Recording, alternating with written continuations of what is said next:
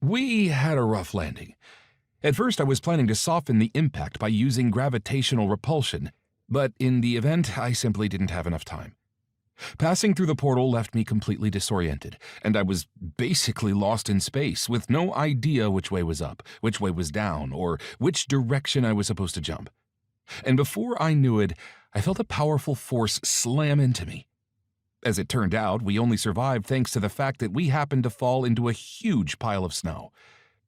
Even so, however, I lost almost all my health and caught a nasty stun debuff. However, thanks to Spin, who got to work healing me almost immediately, I recovered a lot quicker than I would have otherwise.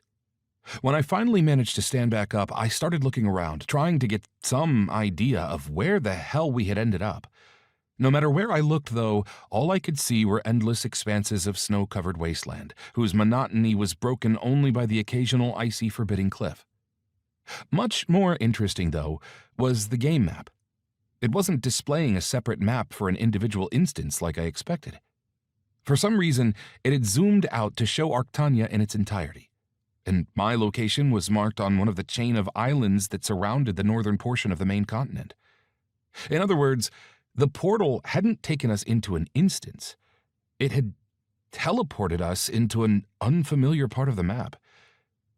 And actually, that made the problem a whole lot simpler. After all, I could simply teleport out of there at any moment using a scroll. Then I would just need to find the second part of the wood sword, whose location was helpfully indicated by a dot on my map. And the task would be complete. Meanwhile, the slain dragon's body had evaporated, leaving some small artifact lying next to the body of the half-dead elvish princess. Apparently, the dragon's tail had been holding her down.